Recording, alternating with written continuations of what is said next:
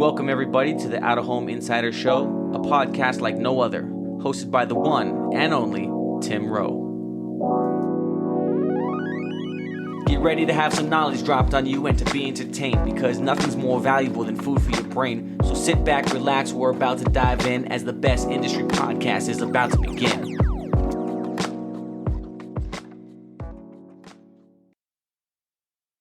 Might not have even realized it. If I saw you last night in New York City, it was the 5-year birthday. Out of Home Insider turned 5 years old last night. I didn't realize it actually until I was in a conversation with someone. And I looked down at my phone and I thought, oh my gosh, today's the 14th. Today's now the 15th. That's the day you're listening to this episode. But happy birthday, happy anniversary. If you've been here since the beginning, incredible. You have endured a lot of learning, a lot of evolution. Thank you. If you're new here, thank you. Thank you for being open-minded to new conversations, new dialogue. Appreciate having you be here as a part of it. Today's going to be a little bit of a different episode because I promised you a 2025 everything you need to know episode. And I started working on that and I realized this is going to be really comprehensive.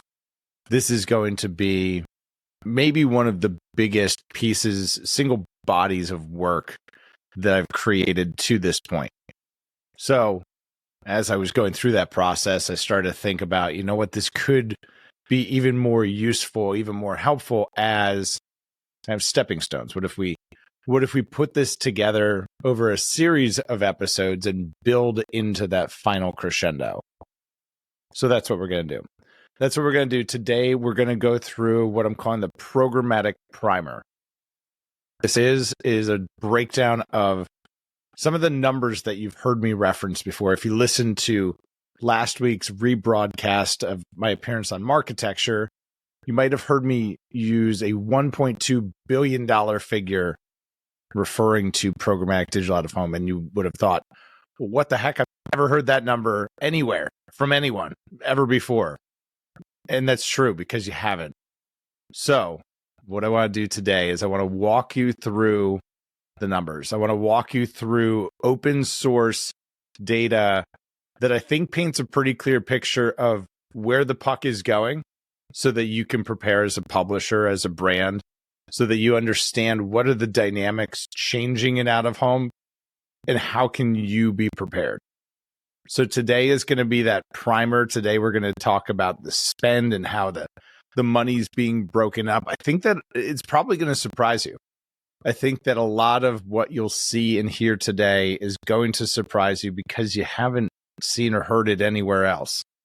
So that's the goal. Next week, we're going to be talking with Ravi Patel. He is the founder of a company called Swim AI.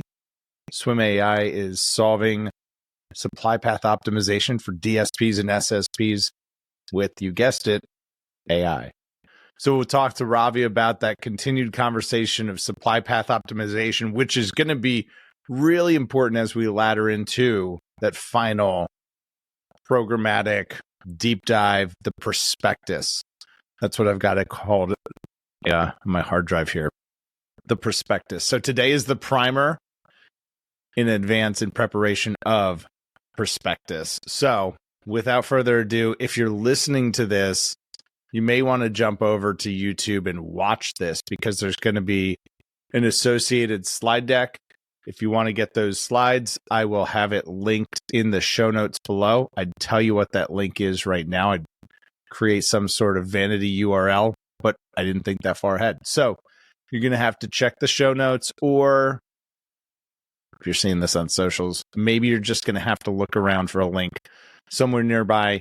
Worst case scenario, you have to send me a DM, but I promise that I'll make it easy to find. You'll probably see this deck posted in lots of places on social media, so don't panic. There's going to be an easy way for you to retrieve this document. So let me share my screen here. Again, if you're not viewing this on YouTube, you're just going to have to listen along. But let's go through who we got the data from. So you're going to hear about some different figures today. We pulled data from Group M, from eMarketer, and Place Exchange. And Each of the data sets is unique to itself, but we needed to find some sort of unified source of truth, if you will. So that's what we're looking at. Group M, eMarketer, and Place Exchange. So the first number that we pulled is the global spend number. And we pulled this from Group M's mid-year forecast, realizing that this year is going to probably be the last year in advertising that we're not talking in the trillions of dollars. But this year, 2024, $989.8 billion will be spent globally on advertising. So how does that actually break down for out of home? How does that break down in terms of programmatic trading? Well, overall, out of home channel spend as a relative share of ad budgets is projected to decline from 2.4% share of wallet down to 2%, which is pretty significant. 4 basis points there, but as a percentage of spend, that's a lot. It's like 16, 17%. So this means that allocation is going to fall from 1 in every $40 going to out of home in 2023 to 1 in $50 over the next 4 years. So the pie for out of home is going to get smaller. That could mean that your slice is going to get smaller too. Currently, 72.5% of all out of home spending goes to large format billboards, which actually make up about 38% of programmatic digital out of home. We're going to talk in a few minutes. We'll talk about the distinctions between different types of deals when trading programmatically, because I think the word programmatic as associated with digital out of home has kind of evolved into this negative term that, admittedly, in my own naivety early on, this is how I thought of it too, is, oh, it's remnant. It's remnant inventory. You've probably heard that before, or even said it yourself. It's not. How we sell it can create the appearance of some inventory being remnant because, in fact, it is. But the majority of the digital out of home that is being transacted programmatically is being sold direct. It's really, really going to be important as we go through this conversation. So despite the decline in relative share of overall ad budget, the channel is expected to continue growing 3 to 5% annually during that same period. So again, spend is going up. The share of the pie is going to get smaller. Why is that? It could mean that there's more long tail advertisers participating. It could be representative of cannibalization. It can mean a lot of things, but the reality is it means you're going to have to work a lot harder or just get better inventory and be thinking about these things every single day as you're setting up your playbook and kind of wargaming through scenarios. So what does it mean in terms of share of spend? How does it break down? This number is from eMarketer. So we saw the $989.8 billion in global ad spend. That's from Group M. This next breakdown is from eMarketer. So eMarketer tells us that this year, out of home will do $9.19 billion. And I'll point out why I use eMarketer as the source of truth for this, because they're actually also the only ones that give us some indication of how the money is being transacted. So it's all relative. It's all directionally up and to the right, but I realize this number may sound different than your number. So eMarketer tells us this year $9.19 billion on all of out of home. That's out of home, traditional, digital out of home. That's all things out of home. If we break that down on the relative percentages, the basis of spend, which is actually, so we're using Statista for the breakdown, the distribution. Statista was the only one that showed us kind of how that money gets broken up in a really consistent way. So that's why we used that as relative percentages, but we didn't use their number. So 45.25% of all spend goes to traditional out of home, which means that 54.75% of all channel spend goes to digital out of home. Out of home accounting for $4.16 billion, digital out of home $5.03 billion. So you can see that the pendulum has swung. It's probably not coming back. So what does it mean in terms of programmatic distribution? How's the money actually getting spent? This, again, from eMarketer, showing that 26.7% of all digital out of home is being transacted programmatically. That does not mean it's being bought on the open exchange. I just really want to clarify that. Does not mean 26.7% of 5 billion is being bought on the open exchange. It just means that it's being traded programmatically. And a really important footnote that I'll call out because it'll come back up here in a second.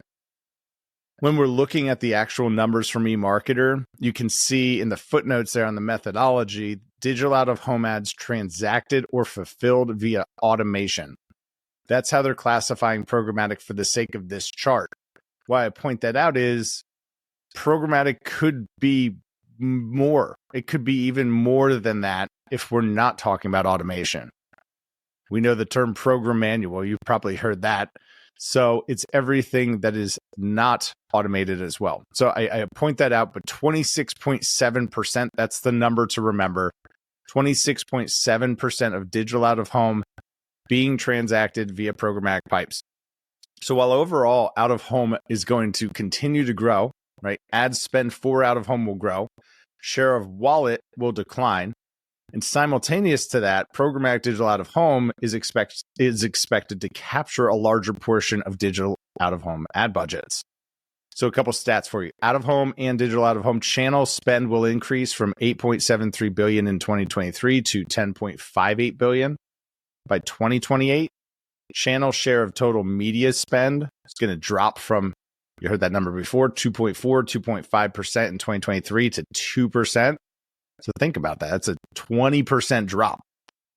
If you had a slice of pizza, would you be okay giving up 20% of that slice, 20% of the pepperoni? I don't know. I probably wouldn't be. Programmatic digital out of home is set to grow 1.1 billion is set to grow to 1.1 billion by 2025, accounting for 31% of all spending. So that's why I point these percentages out. 26.7% is the number that we're talking about here today. 31% is the number that eMarketer is using for end of 2025. It's around $1 billion. It's around $1 billion. So how does the number actually kind of come out in the wash? So if we look at the total channel spend, 9.19 billion, that's the number that we started with, 4.1 going to out of home, 5.03 going to digital out of home. If we take 26.7% of 5 billion, $31,525,000. If you take 26.7% of that, that number is actually $1.3 billion. eMarketer shows us that 26.7% on fully automated fulfillment is about $900 billion. And they're telling us that that number will be 1.1 next year. Again, that's a fully automated programmatic transaction. That their number is going to go from 900 million to 1.1 billion over the next year. I think that that number is actually a little bit higher. Do I think it's the full 1.3 billion? Not quite. I don't think it's quite that much money that's being transacted programmatically, but let's break it down a little bit from there. So then what we did was we looked at the 2023 H2 report from Place Exchange that broke down how all the money is being spent. And I realized that this is just one SSP, and it might look different on Vistar, it might look different on Broadside and Hivestack, but I suspect based on the research and what's publicly available, it all looks about the same. North of 50% of all programmatic is being traded on PMP. That is the trend. That's the trend for larger programmatic. That's not exclusive to out of home. It's not because we're old fashioned and catching up. Programmatic is direct sales. I just really want to emphasize that because we'll talk in a few more minutes. We'll talk about the challenges with that and how you have to think about compensation structures and how you think about take rates as a publisher. So let's go further through the numbers here. 9.1 billion going to the channel, 4.1 billion going to traditional out of home, 5 billion to digital out of home, somewhere between 900 million and 1.3 billion of that being traded programmatically. 1.2 is my number. That's the Tim Rowe estimate based on everything that I've seen. So let's break it down from there.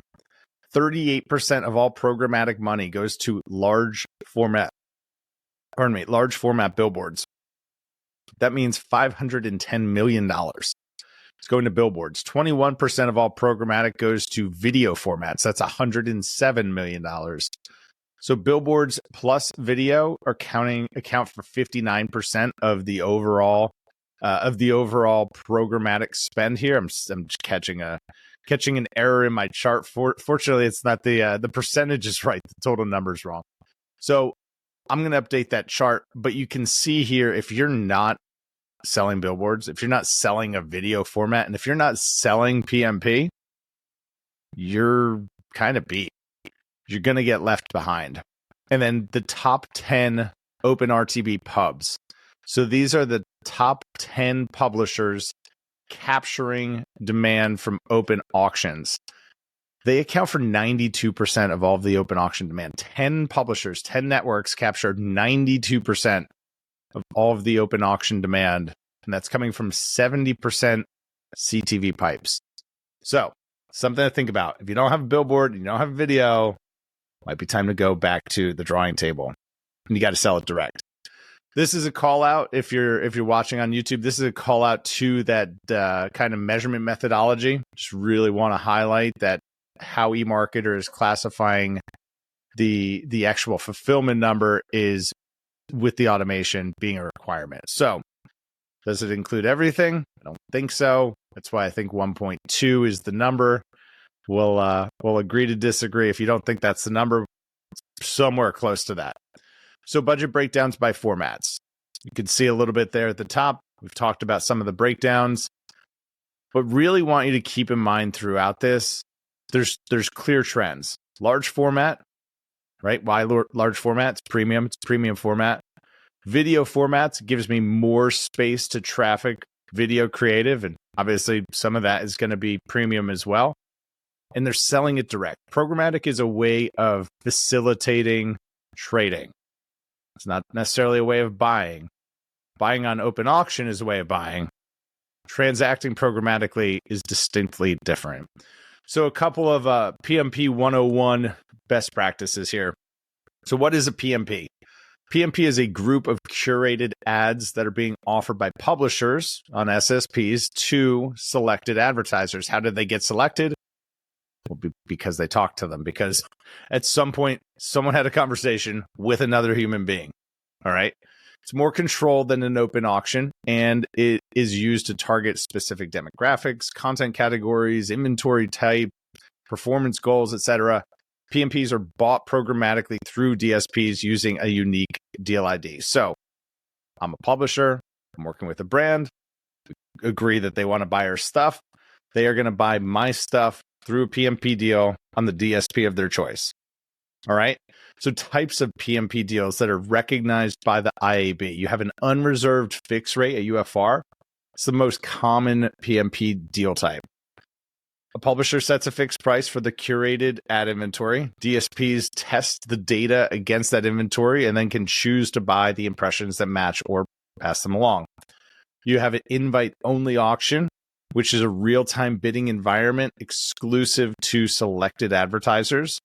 This can be set up between one publisher and one advertiser, or involve multiple publishers and advertisers. It ultimately allows publishers to offer high-performance inventory, premium stuff, typically organized by content or context, audience demo, and ultimately that P word, performance.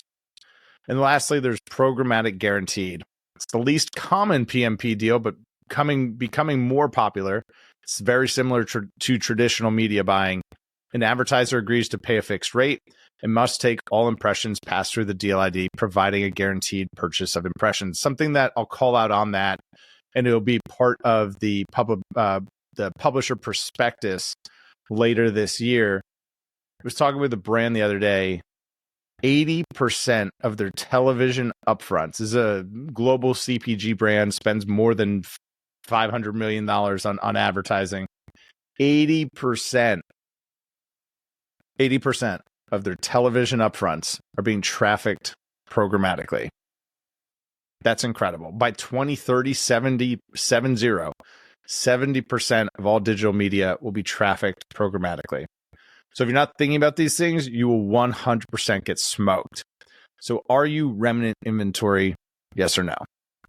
Well, open auction is often associated with that remnant inventory term because it typically means that we're selling unsold or leftover space that we weren't able to sell directly through PMP deals.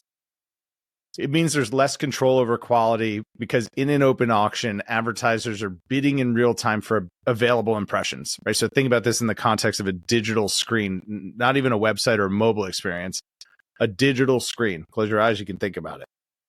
So in an open auction environment, advertisers are bidding in real time for impressions, or in our case, plays. But there's typically less control over the quality or the context where those ads actually appear. Sure, I can pick the screen placement. I can pick, spots and dots on a map, but I don't really know if the screen's on. Are these quality screens? I'm losing the visibility into what the publisher's story actually is. So I think that there's marketing that can kind of overcome this. If you don't have a direct sales team, you better have a really, really good marketing team. A really good marketing team that can answer these questions around quality control, because these aren't Tim's concerns. These are the concerns of marketers and brands that are ultimately driving the trends that we're talking about here today. So less quality control. It's a marketing problem to potentially solve, but I think it's a hard one to solve considering how fragmented and how many publishers there really are in digital out of home. I don't love it. I don't love leaving your network to open auction dynamics as the controls of fate. But if that's your thing, you got to do it. I totally understand. Another concern is obviously that the inventory is unsold. It wasn't sold directly, so it ends up at an auction. Well, if you don't, I don't know. We've all been to a garage sale before. What's a garage sale? It's unsold or excess inventory. It's stuff that you couldn't sell through Facebook Marketplace to qualified buyer, and now it's available outside for a nickel. So that's the idea, right? So I don't have control. I don't necessarily know. There's a reason someone else didn't buy this, right? So there's perceived quality control issues, I think, that leads to sometimes this remnant branding. And then price sensitivity. Open auctions typically sell at lower prices because there's more competition.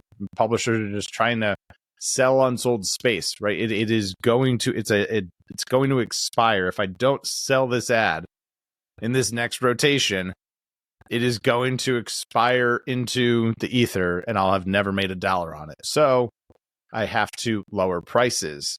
That's good for advertisers, but it can compromise on price, targeting, and overall perception. So those are some things to think about with open auction dynamics, remnant inventory, kind of how we think about these things. But really what I want to emphasize is the importance of selling direct. Direct. That's the key takeaway. If you take anything away from this episode, take away that the way to win in programmatic now and in the future will continue to be having a direct sales team, because you're going to have to grow faster than the industry. We talked about it. The industry is not growing. Spend is growing, but share of wallet is decreasing, which means that your slice of the pie is getting smaller. Okay. So if you need to understand your revenue strategy relative to platform fees, relative to net take, something that I get asked a lot, maybe one of the most pressing questions is, how do I pay my salespeople? Well, we've talked about it, and hopefully you feel confident that this is the right way forward. Direct sales, programmatic transactions. However, if your book of business isn't growing exponentially, it can be hard to compensate someone the same what they've been making when now all of a sudden you're paying lots of intermediaries, fees. So those are decisions that you need to think about today. Have to have a direct sales team, in my opinion. You have to make intentional choices. You need to decide your own fate. That's the second point. Direct sales, decide your own fate. You need to make intentional choices now about the kind of network, the kind of publisher that you want to be and how you want to grow. Ask yourself questions like, am I a premium or efficiency buy? If I'm a premium buy, conversation over. You have to have a direct sales team. If I'm an efficiency buy, maybe not so much. Maybe I can get started without a big sales team, but you better have a really good thesis. Are you digital out of home? Are you CTV? Are you large format? What's your story? What's your data strategy? How do we fit into the brand's measurement framework? That's really important. How do we fit into the brand's measurement framework? All questions that if we're not answering, you are going to be left to the current of the market and you might not get what you want. Lastly, And that's kind of on that point. You've got to escape the echo chamber. We need to reach exit velocity and escape the echo chamber. Einstein said this: we cannot solve our problems with the same thinking we used when we created them. Talking to a whole bunch of other people that are having the same problems as us and not really sure about how to solve them, got to be honest, rather than be critical, I'll give you the story. I sold cars. That was kind of my come up story, selling cars. And I had a great sales manager, and he'd catch us, what we call it, smoking and joking, just goofing off in the back parking lot, whatever, not doing our jobs. And he would say to us, he'd say, I don't understand why you guys are all hanging out with one another. You can't sell a car to each other. And in a lot of ways, it feels like there are times in the echo chamber where it's just a bunch of salespeople standing around talking about sales problems, but we can't sell each other our inventory. You've got to escape the echo chamber. This conversation has hopefully been a fundamental part to that. This has been your Programmatic Primer. Happy birthday. Happy anniversary. Tune in next week to hear from Ravi Patel, Swim AI. We'll be talking more about supply path optimization, DSP, SSP side. How does it all work, and what does digital out of home have to do to win? That's your Programmatic Primer. I'm Tim Rowe. This is Out of Home Insider. We'll see y'all next time.